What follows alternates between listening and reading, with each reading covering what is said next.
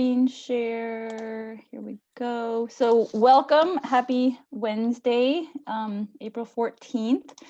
We're excited to be kicking off our community meeting. So we have these community meetings once a month, and we'll talk more about the timing, but they're always on Wednesday. We'll actually do a poll to get your input on the best timing for you in the months ahead.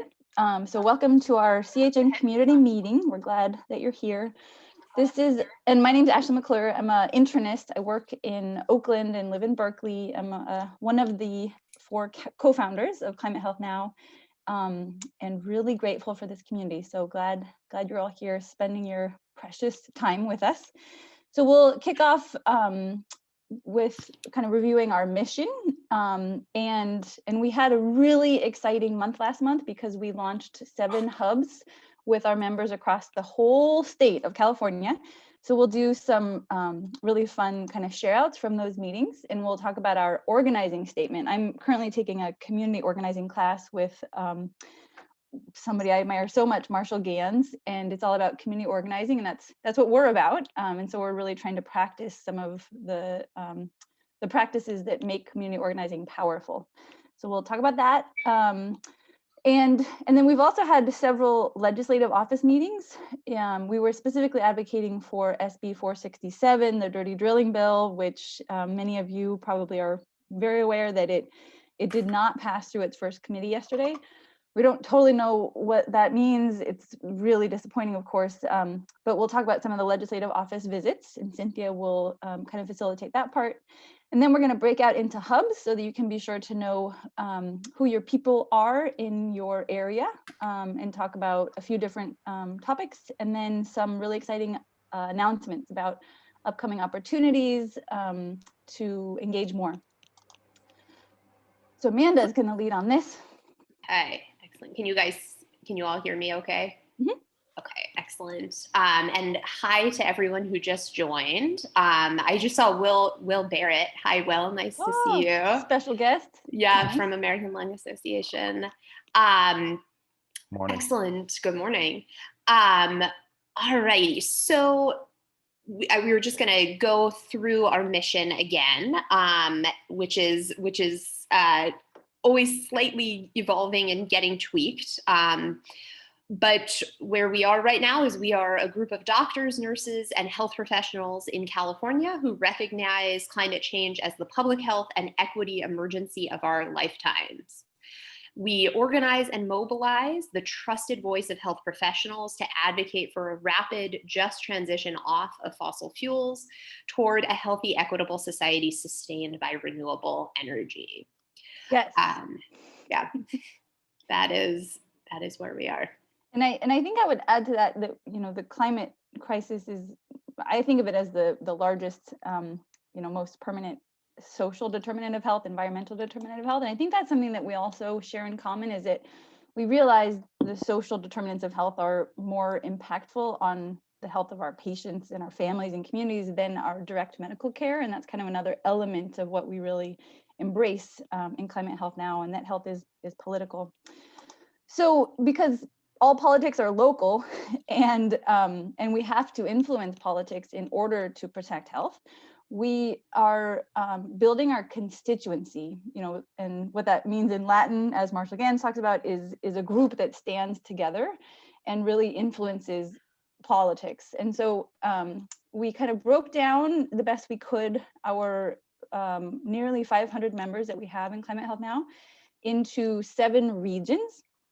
And all of those regions met last month, which was really, really fun to meet in a more locally relevant way. And we will have those breakouts later in those different hubs.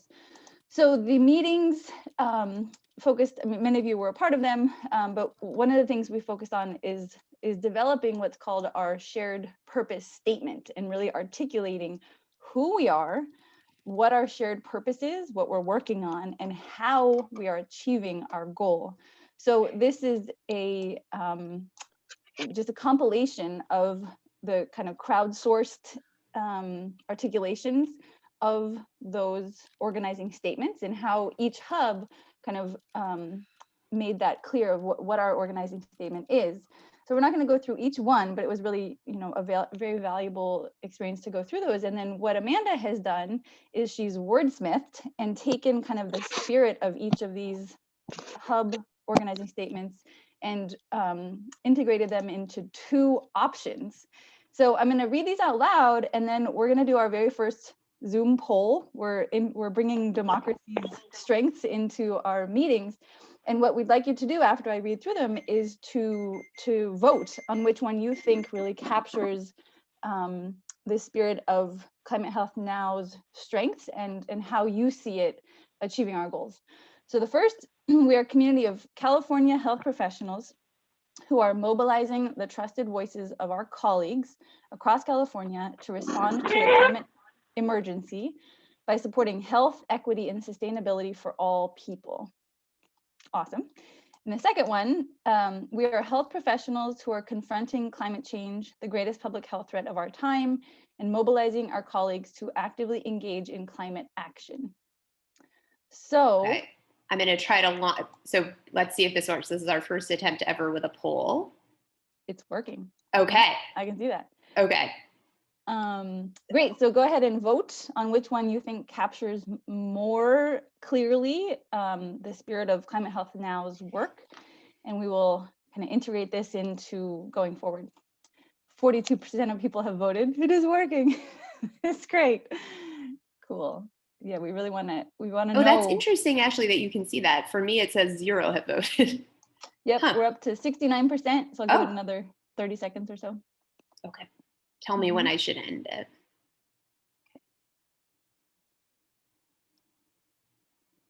Background music's playing.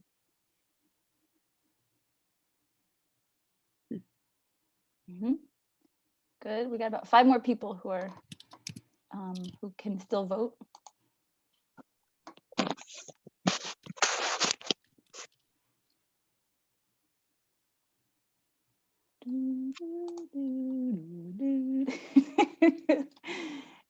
Okay, it's a close tie. We're at 48% for number 1 and 52 for number 2. So somebody's going to be a tiebreaker here. If you just joined Christine and Nathan, we're voting on which of these statements you think captures Climate Health Now's purpose more clearly. So we'll give it 10 more seconds.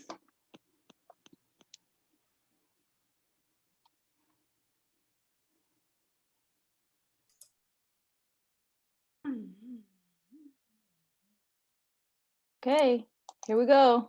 So this is like Congress. So 52.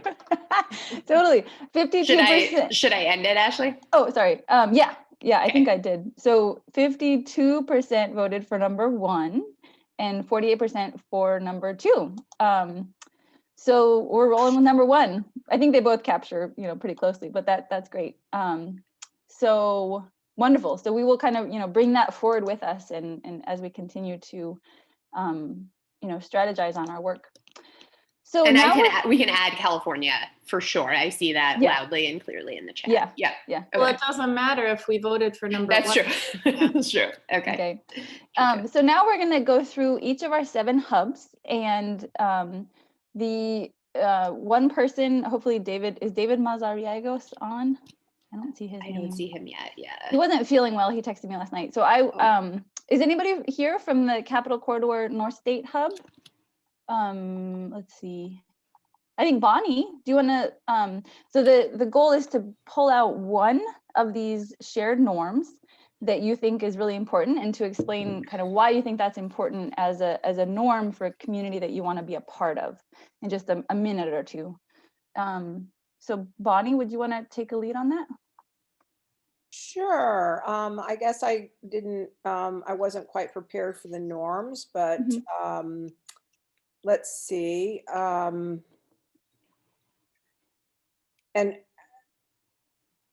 let's see. So what would you, I'm sorry, so what is it that you would like me to comment on the norm about? So one of these that you think is really important and why it's important for a positive community. Sure. I would say that Number 2, step forward, step back, particularly for people who are extroverts and introverts. I think it's important for people to kind of recognize where they are, and people who are introverts to stretch and feel, and then also for the extroverts to draw the introverts in and really include them, because sometimes they may be more quiet and so they're not really heard, even though they have a lot to say. And then the extroverts, you know, like somebody like me, sometimes we have to just sit on our hands basically, and keep our mouths just like, you know, some people process differently than others. So even though some of us might be like, say more than is in our brain, then anyway, but I think that is a really important thing. So being conscious of sharing space so that everybody's voice can be included. Yes. Yeah, absolutely. Bonnie, you and I share the extroverted part. Wonderful, thank you. That's Thank great. you, So Ashley. that's Capital Corridor North State, and that's Sacramento, Humboldt. Really, it's a wide area, but for now, it's all in Capital Corridor North State. Wonderful. So, and then East Bay, and Teresa is going to share one of these norms that you really think is important for creating a culture that we all want to build and be a part of. Yeah, I think, let's see. Trying to see the one that I thought was. I bolded it. You said culture of safety. Right, that one, culture of safety, yes. So I think creating a culture of safety is really important because kind of as what we were saying before, it helps people who wouldn't normally speak up. I think people feel when people feel safe, they're also more creative. So we can also come up with more creative ideas. Definitely, yeah, yes. And can you say maybe one piece of what makes a community feel safe? Yes. One element of that. So giving people space to speak. So again, kind of like what we said before, right? Allowing people to the time to speak, not interrupt, disagree with ideas and not people. I think that was written before. Yeah, absolutely. And making people feel included, I guess. Yeah. Like their ideas matter.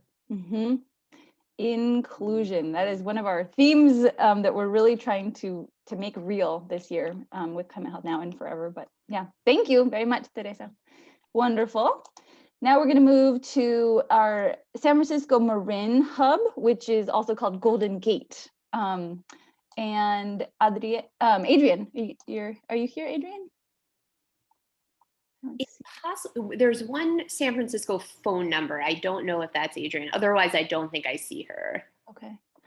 Maybe she's running late. Let's see. Is anybody else here from Golden Gate Hub who wants to share? Karen, should I go ahead? Yeah, that'd be great. Yeah, one shared norm that you think is really important for a community you want to build. I haven't talked to Adrian about this, but you know, what you have highlighted, I think is really true, investing in our relationships. And I think building the hubs is a really good idea because everything is local. And even with 467, it came down to 2 areas where, you know, the senators voted nay. So I think this is really key to everything is local, build relationships with your local assemblymen and senators, and that makes a huge difference in your action.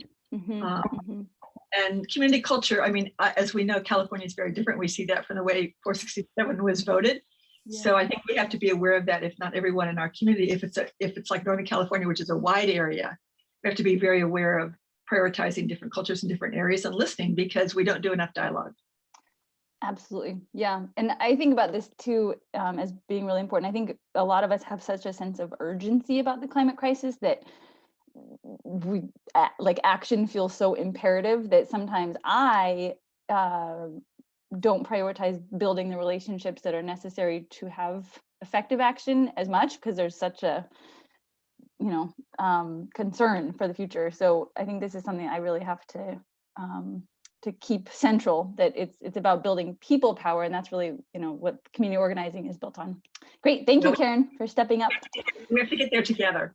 Exactly. Yeah, moving at the speed of trust, one of our mentors says a lot. Wonderful. And then we will shift to Peninsula and South Bay. And I think I saw Kathy on. Yeah, I'm here. Great, thank you. So I was going to talk a little bit about debate topics in an open and non-judgmental way and not making things personal. And I think we've talked around that quite a bit so far, but I think in these polarized times, it's so easy to get to raised voices or just passionate advocacy. And in some ways, that's a great thing to be passionate about what you're advocating for. But we really need to, I think, create a climate where we can talk about things in a calmer and more inclusive way, make room for opinions that, particularly in something like a climate-oriented organization, I think there's a tendency to assume we all think the same general direction, and that may not be true. So I'm hoping that this will become an inclusive and really thoughtful hub. So we're excited. We're small but mighty. That's right. And I also want to say, I'm really excited about your taking this course from Marshall Gans, who I think is a tremendous leader in terms of community organizing. And I think we can all learn from watching you, use your lessons on us, and then we can use them to keep building. Yeah, the sharing it, so Mothers Out Front is an organization we feel a lot of affinity for, and they've also implemented a lot of his practices. And then Juan Aguilera, is this your hub? I think it is. Yes, it is as well. Would you want to add to anything from these norms? I think these work very well. I mean, being able to debate openly, I think works great, and being respectful, always assume good intentions. I mean, the fact that this is an environment where we need to feel comfortable, and I think these norms actually capture that. So yeah, great. I like that. I think what you said, Kathy, was an inclusive and safe climate. And that's really what we're trying. That's the way we're doing it is the same as the goal that we're working for. So that's awesome. Great. Thank you, Peninsula South Bay. And then we will, I think Nathan is here from Central Hub. Do you want to share one of these norms that you think is really critical for a community you want to build and be a part of? Yeah, I'll lean into number 3 and tie it together with number 4, with the notion that a lot of what we're trying to do is making it up as we go, and juggling a lot of different social media communication tools. And it's kind of like drinking from a fire hose. At least that's how I would frame it. This time when the urgency is so high and there are so many different enticing things to be a part of, but we all just have 24 hours in a day, 7 days in a week. So basically the idea is that we assume the best intentions, to echo what's already been shared. And if we need to poke each other gently, remind each other that something's time sensitive or has been committed to, just being able to distribute the load, because we're all in this together, even if sometimes we are swamped or drop the ball, but just to support each other. Yeah, that teamwork, because we all have times where we have more or less bandwidth, and then you kind of bring in the accountability part where we uphold our commitments to each other, and sometimes that means asking for help. Awesome, great, thank you, Nathan. And then Mid SoCal, and I think Maggie's gonna share this part. Hi everyone. Yeah, I think it's a theme right now going on. The one I was going to call out was the assuming people are coming from a good place / best intentions. I think that sometimes people get really passionate, or people have different ideas that don't always align. But I think just keeping that cap on, that everyone is doing it everyone has the same goal and we're all for a good cause, and just kind of keeping that up front whenever, you're having a discussion in terms of direction or anything like that. I think that's really important. Yeah, awesome. There's so many layers of this, like that's a really great practice in all of life. And I think it's something we really want to bring in here. And then Javier, since you were able to join, I know you had some visits going on.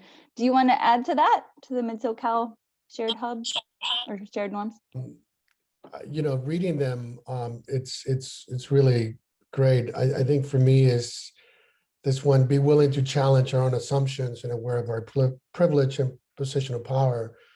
And I know that my daughters are really making me aware of my privilege all the time, or our privilege, and really, and I think that's challenging, but it's actually very rewarding to do that. So I think that's something important that we all need to focus on. Totally. Yeah. And we're going to announce a kind of like a learning collaborative to that end about, being more aware of our privilege, something called Race Class Academy. So we'll make an announcement about it later, but that's something that we really want to get more aware of. So appreciate you calling that out. Glad you could join. Can I ask a quick question, Ashley? Sorry. Yeah. Can someone, I see sorry, if you go back one slide, what did the ouch, could somebody from that hub explain what was meant by that? I think I really like that, but I don't know that I understand it. Yeah. Maggie or Javier, you want to take that? I honestly, when we were putting this together, I was involved in, I think, one of the meetings, and I don't quite remember, but I think it was a very, and I have to go back to my notes, and I don't have them in front of me. So I do apologize for that. I can, what I remember is that, when one of our shared norms is not upheld, when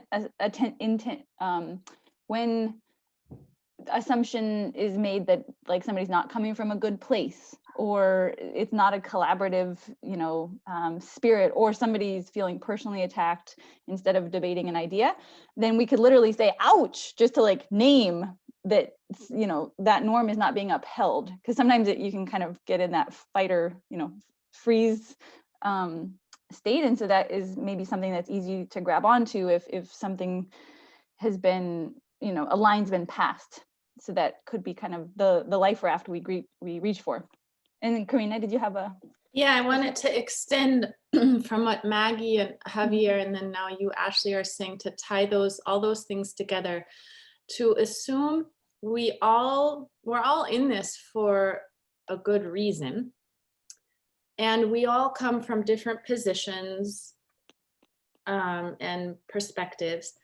And we all might not be the best at expressing how we are thinking and feeling, might not come out the right way, or it might not be received in the way we intended. And so that's where I think miscommunication happens. And like you're saying, Ashley, at first we might think, wait, what did you just say or do or mean? And so then if we all have a word to go to, or a phrase or whatever, that's on hand, instead of reacting in a way we might regret later, maybe that I think is the ouch, or whatever safe word, or whatever you want to call it. Yeah, a code word for, I don't know what to do, but that doesn't feel right. Something like that. Yeah. Thank you. That's helpful. Awesome. Okay, and then we're going to the south. ORISD is Orange County, Riverside, Inland Empire, and San Diego. So I believe Christine is going to lead on this part. Yeah. So I guess I think that for me, and I think one of the biggest things was debating the issues, not people, was probably the most important norm. I say that because I think in the last couple of weeks, I've really had to adjust my mindset because it can be very hard to separate the two. I think there's just an automatic reaction to do that. And I think that when you can keep that in mind, then you really have the space to show that you're being respectful, and all of these other norms that we have really play into that norm right there. So I think that was the big takeaway for me.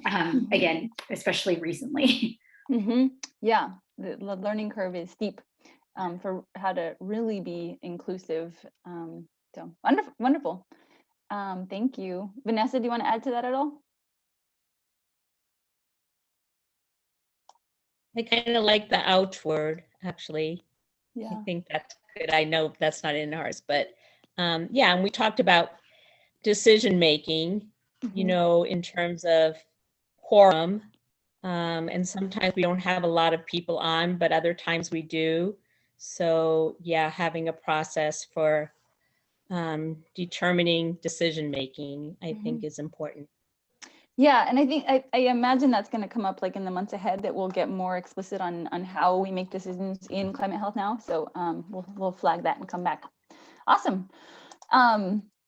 So next we're going to pass it over. So Cynthia is going to kind of lead on this. You know, we scheduled many meetings, legislative office meetings with different legislators. State senators is who we focused on in trying to advance SB 467, the dirty drilling bill. So I believe Bill Pevick, you're on, right? No. Okay, we've had some changes here. So, okay. Bonnie, so Capitol Corridor North, Bill Pevick is on vacation. It happens. And Bonnie has stepped up to give us a little recap of what happened with our legislative visit. Bonnie, you're on.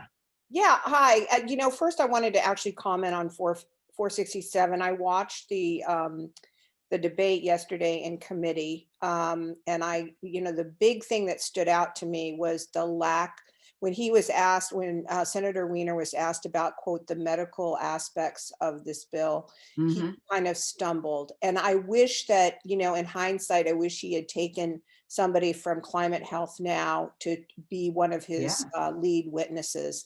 I think the other lead witness that he used, the one person, was fantastic, but I think it would really hit home if he had had a physician up there talking about the health effects of this bill. So number one. Number two, I just wanted to let everyone know that it is the beginning of a 2-year session.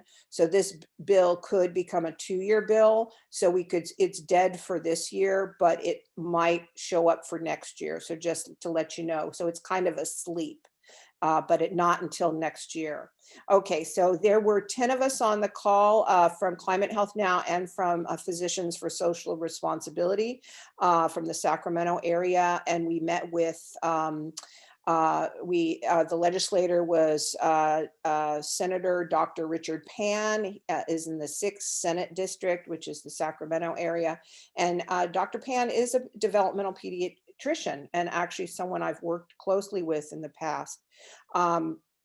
The person he sent was an intern, Devon Thomas, who was fantastic. It was for me a little bit disappointing because I felt like, maybe his legislative person or his chief of staff or even him himself. However, considering the status of the bill or what happened to the bill, I certainly understand that the bill hadn't even made it out of committee at that point. So anyway, these are all hindsight things. I believe they had no position on the bill. Devon, was not completely familiar with the bill. And I think that the whole meeting went very well. We used some slides, which I think brought it home. People at the meeting thought that that was a really useful tool, and that's the beauty of Zoom, that you can do that kind of thing. But I think everybody had compelling input, and I think it went really, really well. Our follow-up was that we sent an immediate thank you email, and then we were going to do a 1-week follow-up email with resources that we discussed at the meeting. And that's about it. Cynthia was there, Ashley was there. If you have anything else, and Meg is on this call. So Meg, if you have anything input, I would say. Yeah. Or any How are we, questions for me. Ashley, how are we on time? Do we have time for? we have a minute or two. Give that. I was just going to say your slides were beautiful, Bonnie, and they were so, I mean, they were just pictures, and they just fit so well with what you're saying. So we should definitely share those for others. Yeah, Well, I was. Go ahead, Amanda. Oh, I was just gonna. You read my mind, Meg. I was gonna ask if whoever made those slides would be up for sharing them. And most of them were stolen from Ashley. No. Everything I do is open source, so that's good. No, I'm just kidding, but I adulterated some of them. Yep. I edit, I like doing that kind of thing. So I kind of copied and pasted and put things together, but I think there were like 9 slides or something, but I can try to figure that out. I'm not sure how to share slides, but. And that'll actually come up later when we talk about CHN Speaks, which is like a working group that we're trying to put together for how, learning and growing with each other and how we communicate the climate impacts on health. So that'll come up later.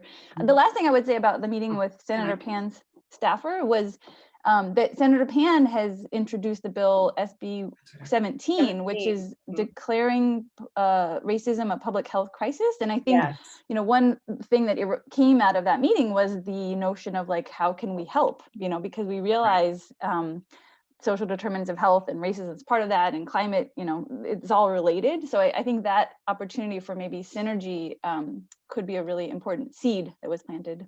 And there can't be racial justice without climate justice. Right. So that's where the interface is possible. So I think that and both ways, or climate justice without racial justice. Yeah, it's actually the other way, but I turned it around for that. I know what you mean. Awesome. Nice, strong work. Yeah. One last thing. And to be very cynical on this, if you help Pan on this issue, maybe he'll help you on some of ours. So. Oh yeah, we talked about that. We that's definitely in the planning, because again, climate justice, I mean, there's a possibility. I mean, 467, died in committee, but hey, we could somehow influence, and Devon was really, really interested in our perspective for sure. And one last very quick thing about the meeting that was great was that this was an opportunity to reach out in the local hub. So this was the main thing that I got out of this in terms of learning, was that really push to share and say, who else can we bring in? And so we were able to, through some of these connections, bring in people from PSR Sacramento, which is a great new connection, and had them present. So I think that's going to be a really strong addition. So. Yeah, I don't think Goli's here today, but she did. Goli Saba did a great presentation as well. So, yeah, this is about the specific bill, but it's also more about building our people power. Exactly. So, great, thank you, Capital Corridor North State. We didn't have a meeting with Golden Gate because Senator Wiener was the author. So we're gonna move to East Bay. And so Ann Harvey, I believe you're on, if you could share about our meeting with Senator Skinner. Sure. So we met with Senator Skinner's legislative director, Katarina Robinson, and a Senate fellow, Symphony Barbie. And from Climate Health Now, we had Ashley and Janet Perlman. Janet, yeah. And Catherine Dodd is with the Association of Nurses for Healthy Environment. Is she also with Climate Health Now? I wasn't clear, but that was great to have. Everybody's with. We can all be with. Yeah, she's. And go ahead. Sorry. Oh no. And then Annie, but Catherine is also. I'm sort of the main representative from Annie, but Catherine is also part of it. Okay, I thought so. Thank you. And then also 2 women, high-powered women from NRDC who presented a lot, senior attorney and government affairs director. So her initial position, the aides said that they hadn't discussed the bill with her yet, but from Katarina's comments and questions, it's clear that they're she's aware of it, of the issue, and they're sound like they're quite with us on the issues.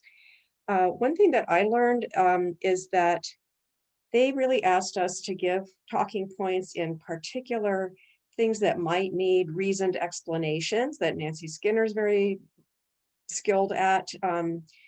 So not just simple talking points, but to give her some possibly harder explanations that she might need to give to people for us. For instance, why heavy crude requires more energy to extract and refine, or about high sulfur content oils leading to corrosion and refinery explosions, or health equity issues, things that need a little more reasoning. And so next steps, the NRDC people, and we sent thank you letters and links to more information that they requested. And overall, I felt that it went well. Ashley might have other things to add. No, totally. I thought Symphony, one of her aides, was especially interested in the health equity piece. And I think, you know, that everybody really is resonating more than ever and appropriately with equity issues. And I thought that was actually kind of the most important thing that we brought out, was that this bill is about health equity. So yeah, I thought it went great. Wonderful. I see Kathy Durbin has her hand up. Mm-hmm. Oh yeah, thanks for that report. So just so you know, 350 Bay Area Action, Mothers Out Front, and some other groups met with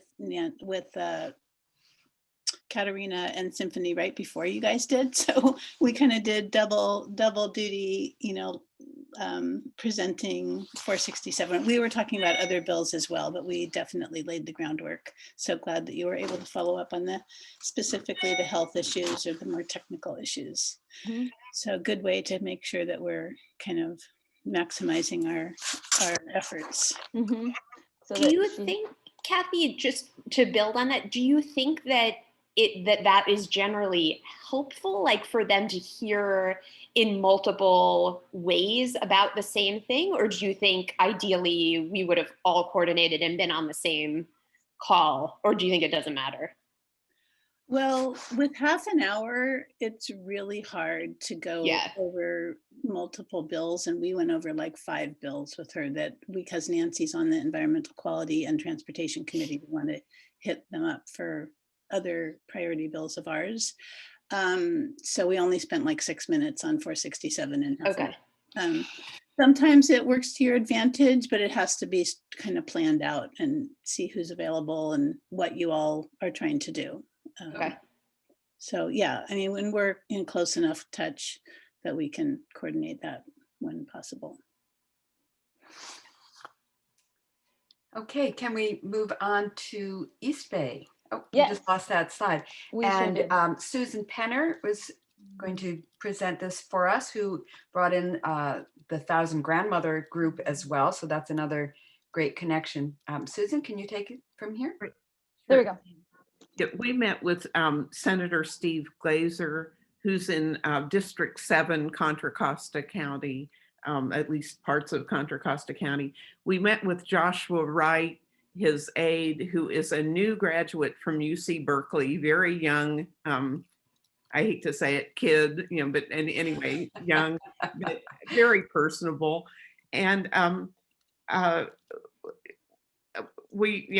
think a thing that that we all learned from this is that Josh's grandfather died of leukemia that was confirmed to be related to his work as an oil worker in California. So Joshua at least has a personal tie with some of these health issues. It wasn't clear throughout the meeting where Glazer stands on this issue. It's uncertain. But to kind of tag along with a lot of these norms of hubs and what's been said so far, there are a couple of strategies. You know, one very old strategy in politics is know your enemy. And I really think that's extremely valuable in listening and not just talking, and things like asking Josh, you know, how can we help and so on. And a more recent, with our terrible political divisiveness right now, more recent research also encourages us to befriend our enemies, to really try to build bridges and ties. And I'm bringing this up because I want to echo what's been said of other hub meetings. I really felt the group did a great job of trying to build bridges and listening. I've done a little bit of this kind of work of contacting senators and so on and lobbying, and people can end up really screaming or just, really, behaving in ways that I think are just a little over the top. And I really want to reinforce that I feel we're on a good path in terms of building some relationships with these people. It's going to take time. We may not always get what we want, but I think that we're on a good track. So yeah, I appreciate that. And I didn't mention Jeff Mann was there. Sue King Irwin was a constituent grandmother who was there. Cynthia Ashley, another physician named Jeff. I don't have the full list, but I saw that Jeff Mann was on. If any of you have any more, I'll back out now, but thank you. So I wanted to mention one other thing, which is that although we were disappointed, severely disappointed about 467, though not surprised, in that meeting, we also brought up a couple other bills, including the one that Limon introduced about expanding the amount of money that CalGEM has for taking down, plugging abandoned and orphaned oil wells, because we were looking, speaking of I don't want to use the term enemy, but know the issues that Glazer cares about, finances, not leaving the taxpayer stuck with this. And so we actually brought up that bill, which did make it out of committee yesterday, which is cool. And then Glazer actually had a bill right after all of the 467. I don't remember exactly what that was about, but it was about some climate and health things. So I think that could be a really good way to follow up on that relationship. And when we write back to him, maybe we want to follow up on a couple of those things. Yeah, and I think, Susan, to your point that building bridges, I think that's really part of what we see the strength of us as health professionals is everybody has health in common, and everybody has, concern for their family's health and safety in common. And I think, I really see us as bridge builders. Everybody gets sick from COVID, and everybody's at risk from climate, and I think that's really one of our strengths. So I appreciate that. And just one tiny thing too, and I'm sure many of you know this, is that Representative DeSaulnier in the Contra Costa district at the federal level is pushing bills that are seem to me to be similar to some respect to 467. So I'm hoping that Climate Health Now, I know we're all stretched really far, but in as much as we can help educate and support DeSaulnier in what he's doing. Yeah, Jeff, are you, I don't know if you're able to talk. I know Jeff wrote a letter. Oh, you can talk, perfect. Yeah, no, I wrote a letter to DeSaulnier, so letting him know who we are and that we support the bill. So he had a series of 3 bills, which is basically about the just transition. I don't recall all of the details off my head, but I can post those. But it's definitely worth looking at. So he's definitely driving that, at least federally. And I don't know if those have been presented yet, or what's going to happen with those. So maybe we could flag those for an upcoming meeting to talk more about. I think that's super important. Wonderful. I wonder if we could get him to talk to us. That would be interesting. Yeah. Okay. Yeah. Thank you, East Bay. Appreciate those awesome meetings. Lots of really great work. So I know Diana's on from the Peninsula South Bay, and we've been in contact with Senator Becker's office. Do you want to make any comments, Diana, about that? Yeah, just, I'm sorry, I was not able to really set up a meeting there. They're all working from home, and we played phone tag for quite a little bit, but I did communicate to his office that we were in opposition to this bill and that we would ask him to vote no. So if, when it came before him. So hopefully that had some influence. I think maybe you're thinking of a different bill, but we were definitely wanting him to support it. But yeah, so we can. I'm sorry. Yes, to support it. Sorry. We can. It's okay. We can circle back on that and how we readjust now that what happened in committee yesterday. So yeah, I think I communicated that we were opposed to fracking and therefore wanted to support the bill. So yeah, gotcha. Great. Thank you. And then we'll go to our central hub. Nathan, do you want to say anything about the meeting we have on Monday with Senator Laird? We can thank him for his yes vote. Yes, we can. Tell him more to come. Looking forward to this as a good opportunity. Yeah, and I'll speak later about a bill that Climate Health Now we're sponsoring, which maybe we can pivot on that. And then I know the Mid SoCal Hub, we're kind of in a holding pattern as we try to figure out how best to synergize with PSRLA. So Maggie had reached out to Senator Archuleta's office, but that's kind of in a holding pattern while we figure out some dynamics. So thank you though for Maggie for being willing to do that. And then our last hub report out will be Vanessa from our southernmost hub, or RISD. Okay, so we met with the legislative assistant for Senator Bates, who is on the Environmental Quality Committee, which was where the bill was going to go next, but didn't, I guess, now get there. It was interesting. The legislative assistant who met with us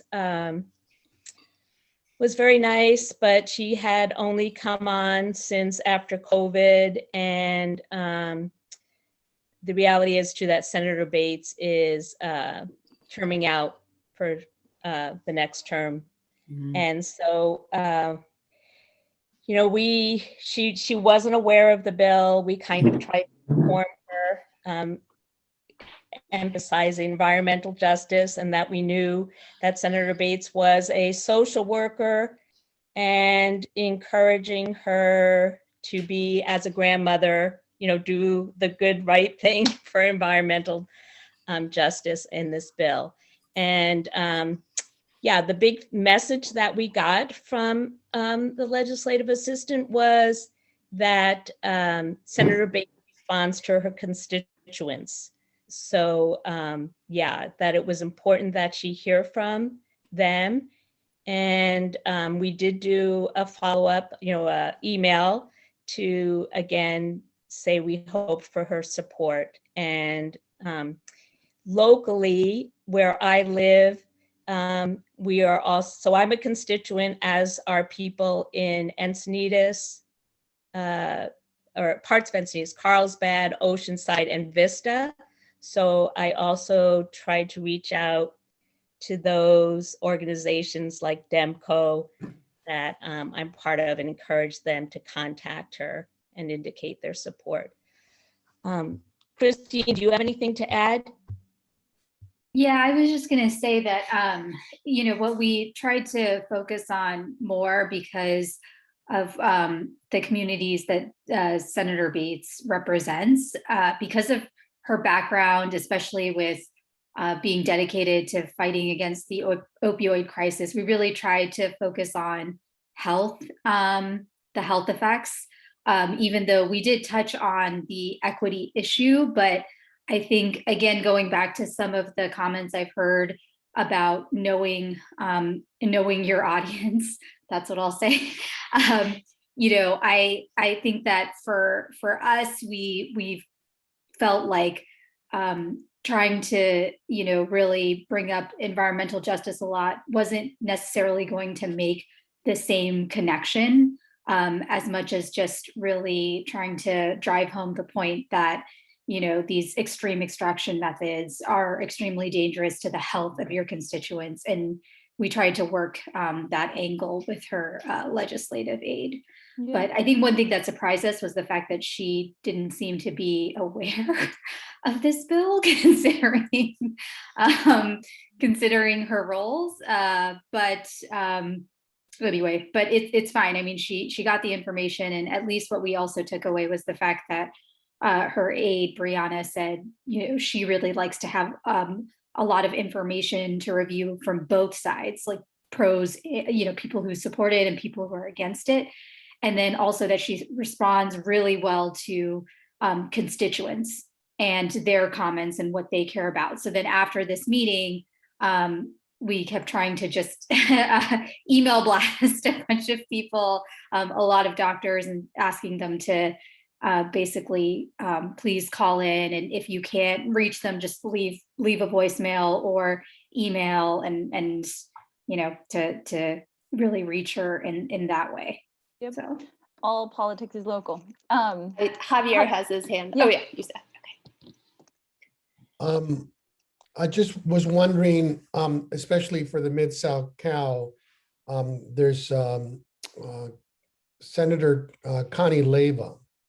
And I don't know if we reached out to her. She's in the Inland Empire. She's, I think it's Senate District 20. And she has been very, I've had conversations with her about other issues. She seems to be very open-minded. And obviously in the Inland Empire here, in Southern California, environmental issues is a big issue for us. So that would be somebody that we may possibly reach out to if you guys are interested in that. And I can, if you provide me information, I can reach out to her personally. Yeah, that we appreciate that. Yeah, we'll talk about another bill we're working on, and maybe she'll have an important role on that. So awesome. I'm really proud of the work that you all have done. Everybody played a part in this, in scheduling and putting the agendas together, the different roles, sharing a story about patient health. And I think this is just really an accomplishment. So I'm really proud of us. And it's just the beginning. So and because it is the beginning, if you don't know what hub you're a part of, or if you weren't invited to one of these meetings, it means that we didn't have your name and where you live through our member form. So if you haven't already done this, this form is new as of February, so a couple of months ago. So if you haven't done this, or you didn't get emails to join your hub meeting, we would love to include you, because we're just getting started. And so please do, maybe Amanda, could you put that in the chat by chance? So if you didn't get invited, please do the complete the form that Amanda's going to put in the chat, and that will tell us how to plug you into your future best friends. And I'm sort of serious. And then on that note, I just want to take a minute. So if this is your first call, we would love for you to just say hi and introduce yourself. And I think maybe Susan Bradshaw or Solomon Amro, Dwayne Salmon, if you want to, or Maribel, if you want to introduce yourself real quick. We'd love to hear where you're calling in from, what you do, and that's it. Hi, can you hear me? Yeah. Oh, great, because I have my headphones. Hi, this is Mary Bell. I'm a public health nurse for the Department of Public Health in Los Angeles County. And I'm also involved with my local union. I'm the chair for the Environmental Justice Action Team. So I've been following some of these bills, and personally, I was in support of Senator Wiener's bill. Unfortunately, because of labor having this brotherhood, sometimes they support each other. So our local SEIU was neutral on the bill because they didn't want to, quote, upset the trades. So that's, that hurts me too. But, I'm doing my best. I'm also part of the SEIU California Nurse Alliance, and also involved with Annie. Wonderful. Yeah, thank you so much for joining. We're glad you're here. It sounds like we need to build a sisterhood on top of that brotherhood to protect our children. Yes. Thank you. And then sorry, Maribel, did you say that you are involved in California Nurses Association? It's the SEIU California Nurse Alliance. California Nurse Alliance. Okay, got it. Thanks. Yeah. And then Dwayne, would you want to introduce yourself? I think it's your first meeting. Is he still on? I don't think Maybe he's not. still on. Yeah, Okay. he was on. I don't see him anymore. Yeah. And then let's see, who else? Anybody else new? Oh, hi. This is Susan Bradshaw. Great. Good morning. This isn't my first meeting, but this is the first time I've been given the opportunity to introduce myself. I was born and raised in Southern California, Los Angeles area.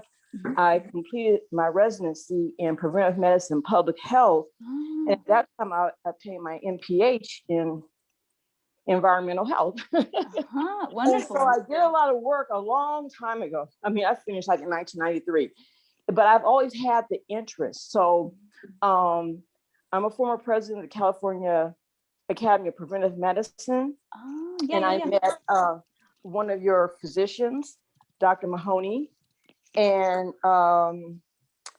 she talked, and then the person who's basically created the organization has always pushed environmental health issues. So I'm here to learn, to re-engage, and eventually to help remedy some of the problems that have been caused by the climate issues.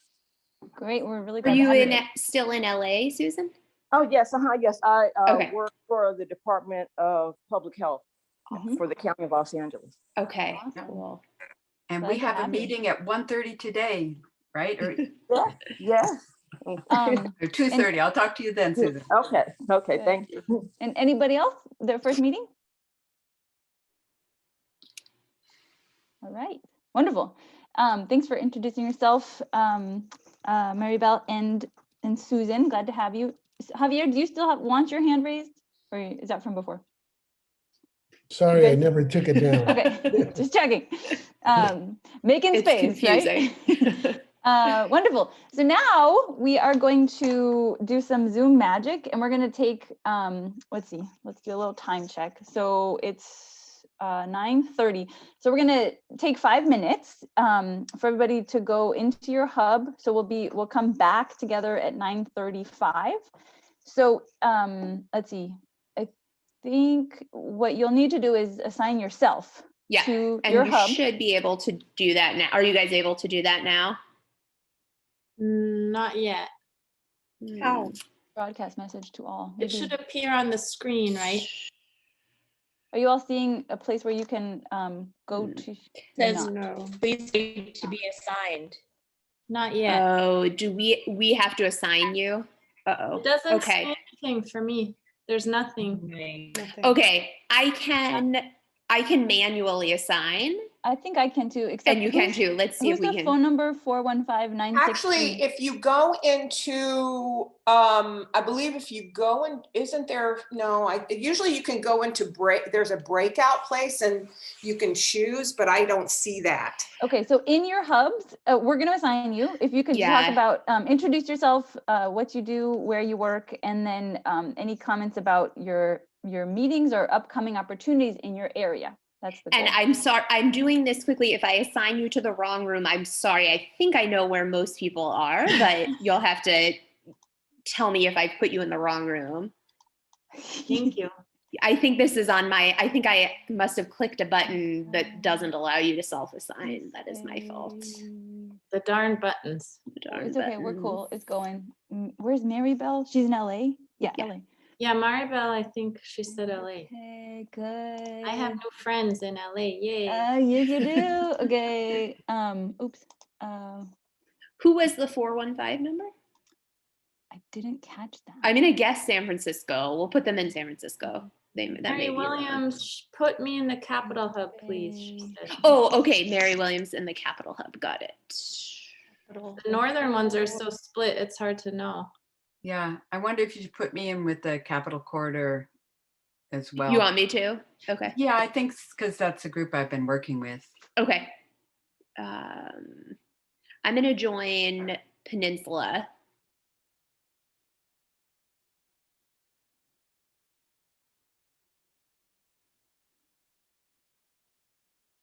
Cynthia, I don't know if I can get you. It's all right. Put me anywhere. Here, you want to go to Cap Quarter? I think so. Okay. This is more. Do you see it? Yeah. Oh, I do. I have to click join. Okay. Okay. Ashley, where do you want to go?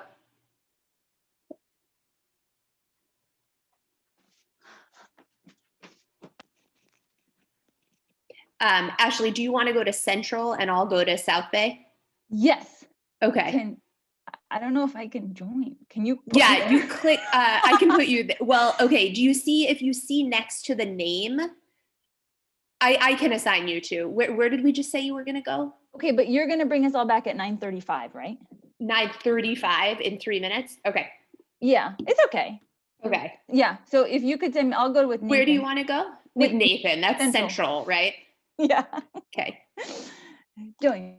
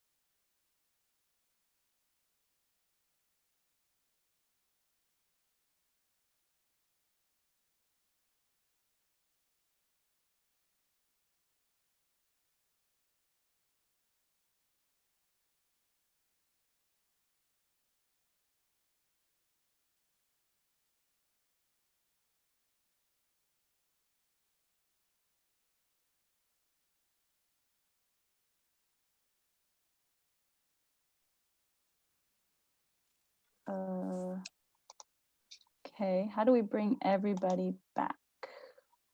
Breakout rooms, close all rooms. Okay, they have a minute now. Yeah, we're learning this stuff.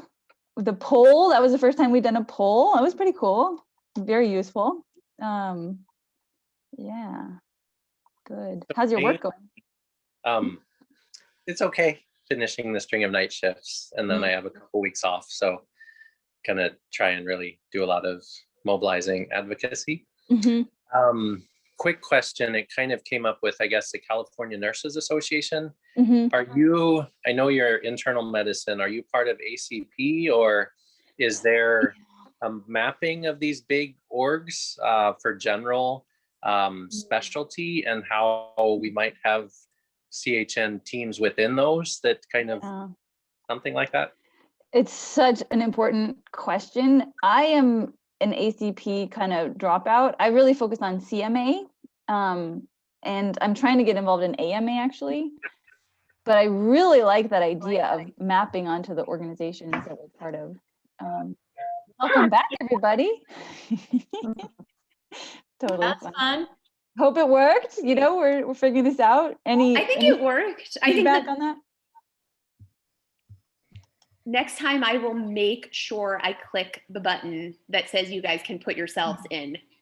Double sign. That was my bad. I was very proud that I at least had the breakout room set up, but imperfectly. It worked. But it was okay. Yeah. Okay, great. Did anybody meet somebody new just now? Yeah. Fun. Yeah? Okay, good. So we're not going to go into depth today on, were there any important announcements out of those conversations that you want to? I'm going to say that one thing we learned in our meeting was that Dr. Pan has his bill SB 17, which is racism as a public health issue.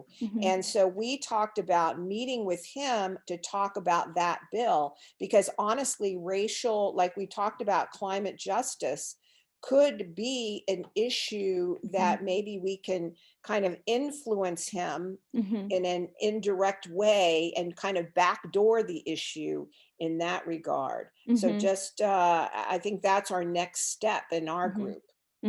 Totally. Thank you. Yeah. Let me know how we can support on that.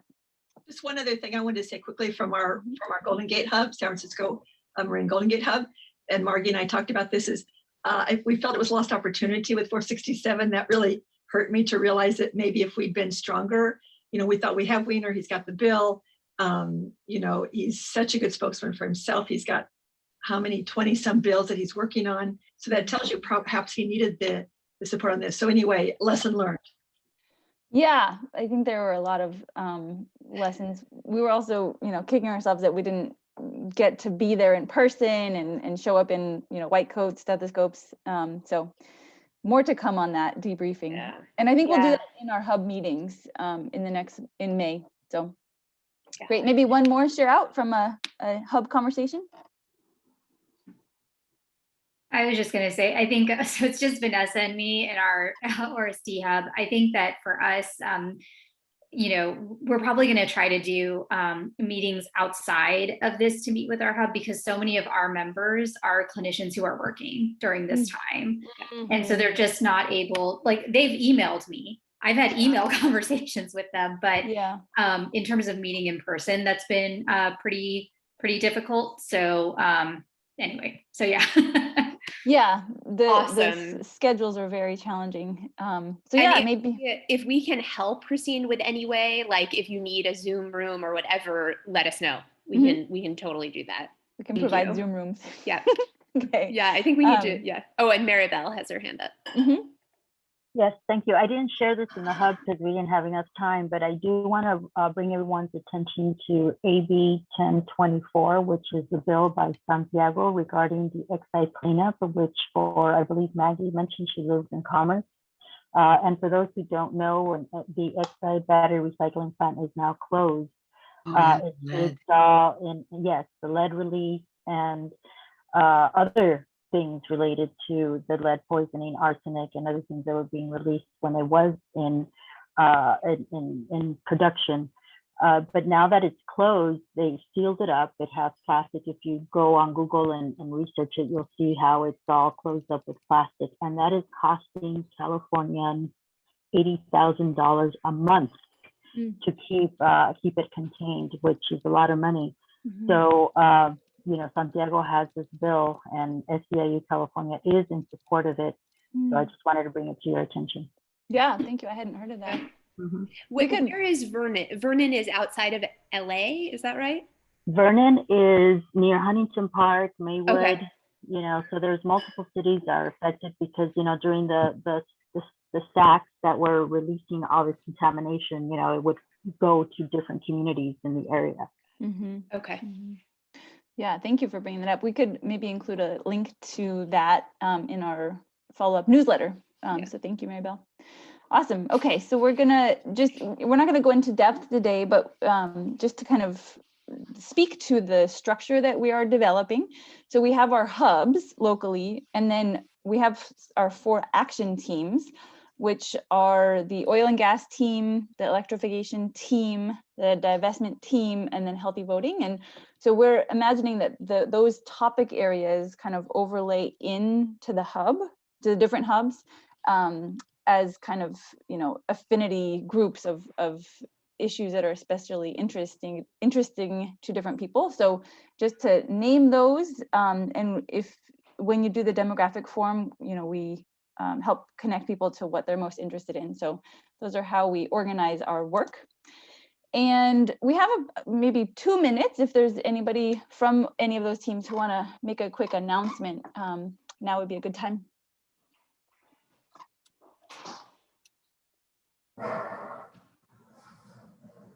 Margie, did you want to, is Margie on? Yeah, I am. I just wanted, well, we've been meeting since the election because we have to refocus our goals. And so we've been thinking about what we're going to be doing with this in-between year. And we want to re-examine the mandate that we gave ourselves, which is to educate candidates and voters about climate and pollution related health impacts of fossil fuel use, and advocate that voting is a social determinant of health, that expanding democracy is a health solution, and to normalize the role of health professionals in this area. And hence we propose changing our name to Voting for Climate Health. So we're voting for climate and health. So we're not going to be the healthy voting team anymore. We're going to be voting for climate and health. Okay. Voting for climate and health. Okay. Noted. Great. We'll change it. Big changes. Voting for climate and health, right? Okay. Great. I can say briefly on the divestment piece, we've met with Cigna and also CVS Aetna with their kind of internal, you know, chief sustainability officers, and more meetings are in the works. So that we had a meeting Monday about our ongoing efforts. So we'll be scheduling a meeting in May for those of you who are interested. Jeff or anybody from oil and gas, I mean, other than 467? I think, I'm not sure Jeff's on. He wasn't sure with his, oh no, he is. Well, I'll start and then Jeff will pick up because our big thing was SB 467. So we did a lot of work on that together, getting the talking points together and the fact sheet to leave behind with the legislators, and parts of our team, Michelle and Wendy and Meg, put that awesome group video together. And then lots of I'm going to put a link into that. Oh yeah. Oh yeah. Are we going to show it? It's quick. Not today. Okay. But we're going to include it in our newsletter. But you guys should look at it. It's 2 minutes or something. And plus you all, a lot of you did individual videos. Thank you so much. And we had our great sign-on letter that 14 organizations signed on to, and representing 19,000 health professionals. So that was a big push. And then we're thinking about other bills that have to do with oil and gas, considering and looking at the ones to remediate the deserted abandoned wells that are leaking and still causing pollution, and ban of sales of gas powered small engines like lawn equipment. But we're educating ourselves first more to make sure those are things that we can support with our health voice, and making sure that equity is taken into account socioeconomic and racial equity with those things, because there's other ramifications. So we're working on that. And then Jeff, if you wanted to talk about the Bay Area Air Quality Management District and then the biofuels, those are other two big, huge areas, because California refineries refine much more fossil fuels than we need and use, and we export it, meanwhile polluting all of the environment with the refineries. So there's work being done on that. Jeff, are you able to talk? I don't know. Yes, yeah, I am. Thanks. So the Bay Area Air Quality Management District BACMed, that's still ongoing. There's going to be, I think, a final decision on whether to add this technology that will make them much cleaner called wet scrubbers. I'll put some information on that on the oil and gas site. Brett has been very involved in that, and he's actually on one of the committees.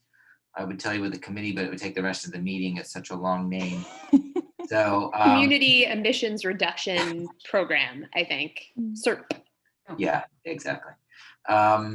He's on the steering committee of that, so he knows a lot about that. So again, another issue. So there's other ways to clean up, from fossil fuels. It'd be great if we could not have the wells, but that's not happening right now. So anyway, so that's a really good way. And then the biofuels. So again, biofuels, there's a talk this Thursday at 1 to 2 o'clock. I know it's sort of right in the middle of the day. There's information on it on the on Slack. I'll put it in that too.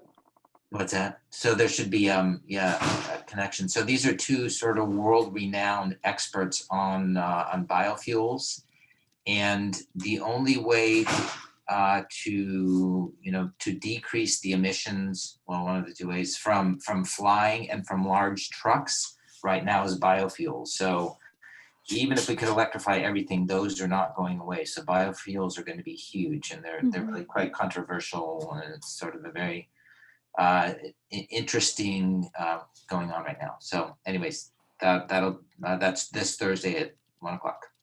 Awesome, thank you. And then do you want to briefly speak to the CHN Speaks, what that is? Sure.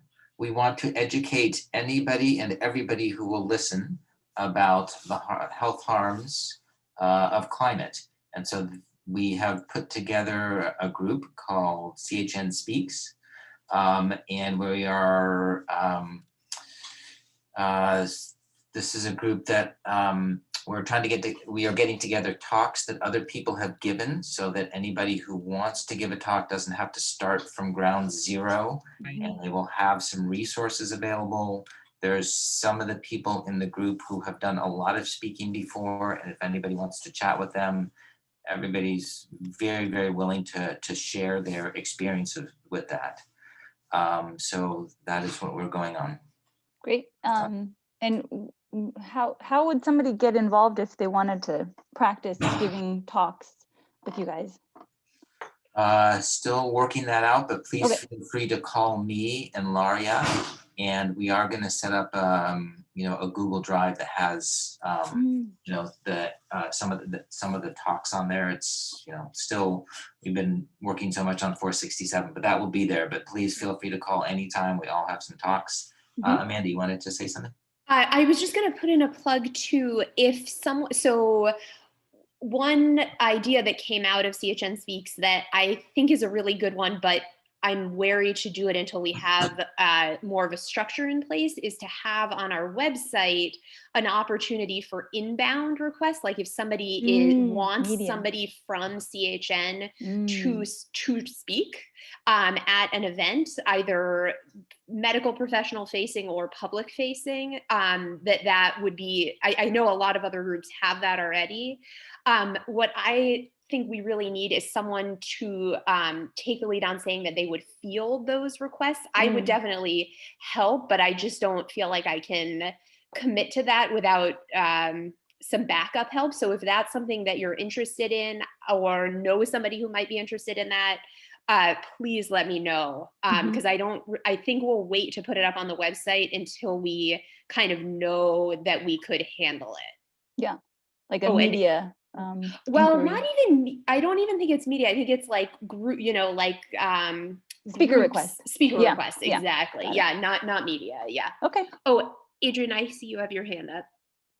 Yeah, I'm just remembering there's a large upcoming conference for women physicians. Some people know them as PMG. And they're recruiting speakers, submissions due by April 25, I think, for an August virtual conference. And I was thinking it'd be such a great way to reach out to many physicians and be like, hey, get on board. It's going to be mostly physicians or almost entirely. So I reached out to a couple of people, who are in other networks, but I wanted to see if there's anybody on this call or in CHN who wants to give a talk to a large group of women physicians, most of whom are mothers. It could be a great way to say, here's how we set up a state healthcare advocacy group, and here's how you could do it in your state, or some way to broadcast the CHN message. Totally. I would love, I think, do you mean Permanente Medicine? No, PMG, Physician Moms Group. It's like this 70,000 or 100,000 group of physician moms that initially was a largely Facebook thing, but now it It's exists amazing outside that of. they've grown out of, they were on Facebook. That was the platform, right? Yeah, so I reached out to them and they said they would be open to a submission that would be a symposium of climate-oriented talks, and I have some mental health people who might be interested, but I would love for CHN to be like, here's how we did in California. All of you, please do this. Adrian, we are in. Yeah. Yeah. And I wonder if we could also share that out with the Medical Society Consortium and make it a cross-state thing to have people from various state groups like ours. Yeah. Okay. That's cool. Let's definitely follow up on that. We will seize that opportunity. Thank you so much for thinking of it. We have just 6 minutes left, but maybe Christine or has her hand up. Anne, is there any updates from Electrification that you feel like are important to announce? Actually, I have my hand up and it is about electrification. So if I may just quickly talk about that. So on I believe it's April 21st, out of the Bay Area Air Quality Management District, the Committee on Stationary Source and Climate Impact is having a meeting. And I would encourage folks, I am working with Menlo Spark. I don't know if you've ever heard of the group. I know them. But they are, so we're meeting today with one of our, my county supervisors who is on that committee and talking about, moving towards electric appliances. Okay. Bonnie, would you mind, could you send the information about that to Amanda and then we can include it in our newsletter? Sure, I'll try to put something together. What's the timeline on that, Amanda? We're aiming to have a newsletter go out on Saturday. Okay, I'll see what I can do. Well. Okay. Thank you. Perfect. Thank you. Okay, so we want to announce something we're really excited about. We feel like is really important. So another kind of mentor from afar is Dr. Anthony Aiton, who's done a ton of work on, how our zip codes determine our life span. And they have put together something called Race Class Academy that Michelle Meyer from here in UC Berkeley told us about. And it's a series of facilitated discussions about race and class and democracy, really. So we are going to facilitate this, not because we're experts, but because we know it's very important. And we're going to use these tools that they've created for us to have discussions together. So it's sort of like their tools are the facilitator that we're going to lean on. And there's 4, as you can see, there's 4 levels to this Race Class Academy. And we're going to have a intro session on June 2nd. These are all going to be Wednesday mornings every other week for June and July. And it's required to attend the intro session where we'll kind of establish our group agreements and give an overview. And then the 4 different classes or discussions will be on the dates that you see below. And our goal is to have ideally 2 reps from each hub to participate so that we can bring these learnings into our community in a really significant way. So I'm not an expert, but we're going to learn from the experts who created these tools. And we really, really think it'll be valuable for all of our work. So look out for that. maybe one question about that, and then we'll move on if there is. Okay, we covered this, and then the other crazy thing. So Climate Health Now is a sponsor for a bill called Assembly Bill 713. It was introduced by Assemblymember Cristina Garcia.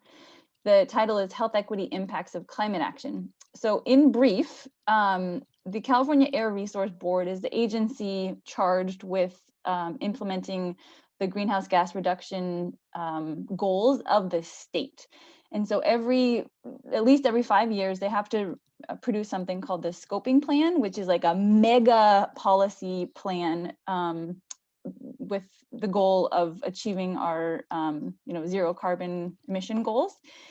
And one of our most treasured mentors, Dr. Linda Rudolph, she's been very involved with ARB over the years and has been pushing to get ARB to incorporate a health analysis so that we can see, we all know that there are myriad health co-benefits of addressing climate, but we're not measuring those right now through our scoping plan. And as any mid-level manager knows, you have to measure things in order to manage them. So what this bill will do is legally require ARB to assess the health impacts and health equity impacts of the scoping plan so that we can optimize the health benefits as we address the climate crisis. So if you want to get involved, we need you. And we have a meeting next Wednesday from 1 to 2. Please email me if you want to get involved. We already have support of American Lung Association, CMA, hopefully in the next week or two. We have about 18 organizational supporters already. And we are building a coalition, and we know that's a team effort. So if you want to get involved, please let me know through my Gmail or whatever email you have for me. And then, of course, it's important to know that if you're telling somebody about this meeting and they say, how do I get involved? This is how. You can just basically do an email introduction, looping them in to our Gmail. So CA Climate Health Now at Gmail, and we just need their name, what their health professional role is, whether it's an MPH or a MD or a student, where they live, and ideally their phone number. And then that will give us the information we need to plug them in so that they can link arms with us in leading on climate as health professionals. Lastly, saving the dates. So like I said, the meeting next Wednesday at 1 about the AB 713 bill. Nathan, did you want to mention the Planetary Health Alliance meeting? Is he still on? Yeah, it's April 25th through the 30th. It's free and online, and there will be several thousand people from around the world.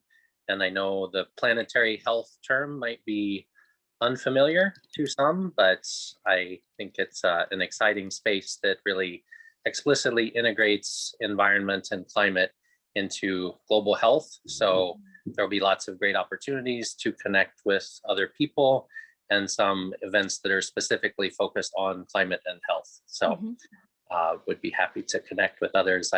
I'm a part of several events connected to the conference as well. So thanks. Yeah. And one of my favorite books, Braiding Sweetgrass, the author, Robin Wall Kimmerer, she's giving a talk, which I think will be really cool. So please do look out for, you can Google that and find it. And then our next Climate Health Now community meeting will be May 12th from 12 to 1. We're alternating the times on Wednesdays, and then June we'll be back to the morning. Amanda, do you want to try to do the poll thing or no? Sure. I know we're over time. I understand if people need to go. Absolutely. We did make, or I made a poll for the timing. Let's see if this will work. So we are going to stick with Wednesdays for this year. So the question is whether people would prefer an 8:30 a.m. start, a 12 p.m. start, or alternating between the two, which is what we've done for this year so far. Yeah. Are you going to do the poll? I am doing the poll. I think, yeah, now I can see people voting. Interesting. I think it switched. Before you couldn't see people voting. Okay, so as people are voting, also the Medical Society Consortium on Climate and Health is kind of a federal layer, I would say, and Climate Health now is the California member of that consortium. And they're having their annual meeting, which is super well done. Really highly recommend it. Friday, May 21st, it starts in the evening, and then it goes through May 25th, which I believe is a Tuesday. And they facilitate legislative office visits. So I really strongly encourage that. I think they do a fantastic job.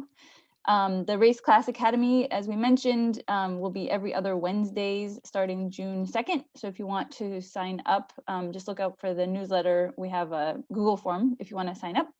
Hope you will. And then if you're in the Bay Area, June 2nd, there's a meeting about wet scrubbers, which are a really important technology to reduce particulate matter pollution. And there will be another hearing to pressure BachMed to protect health in the face of industry opposition. Yeah, I think that's going to be really important from what we understand. It's, I think, the last hearing with the board. And from what we understand now is there's a lot of pressure coming from industry pushing back on this, even though it had looked like it was probably going to pass. So stay tuned to that for that, please. And again, Bay Area, like it's a huge air quality management district. So many of, all of our voices are really going to matter. Yeah. Yeah. Is the poll done?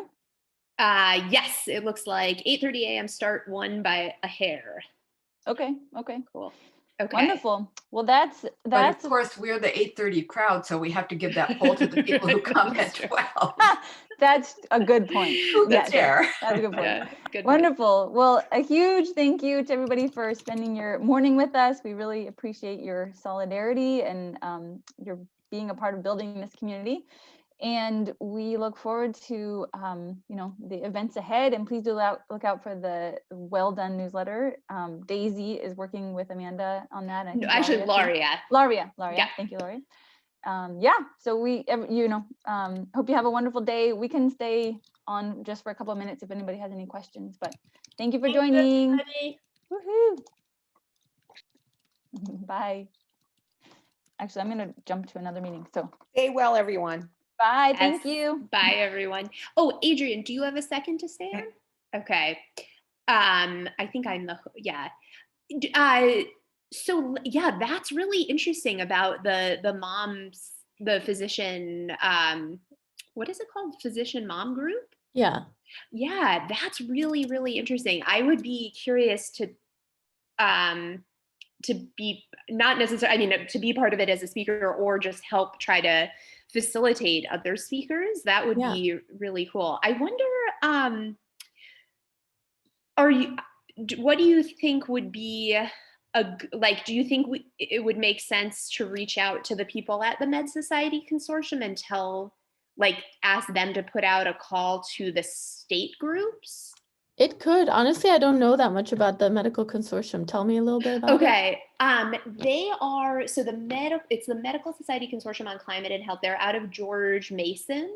The woman who started it is named Mona Sarfati. And so basically their mission is to bring medical societies together on taking a stand, on climate, health, and equity. And then sort of as an outgrowth of that, they have become the sort of hub for various state clinician climate action groups. Including CHN. Including CHN. So we sort of came into it a different way. We had formed, we didn't actually really know about them. And then they asked us if we would want to be the California state affiliate, but in other states, and to be totally honest, they're really targeting, I think, more conservative state, like swing states that have more sort of a role in federal politics than necessarily health, although California certainly does too. But for example, Georgia, they've been working really hard on North Carolina, and they have basically provided resources to get these groups off the ground. So that would be interesting, just to see if more beyond just California. Yeah, I think, I don't have a set view of like I'm totally open to whatever will most bring the message of climate change work for clinicians to the PMG. And I just always my drive here is I feel that it just boggles my mind that there are not more clinicians who are either concerned or active about their concern. And so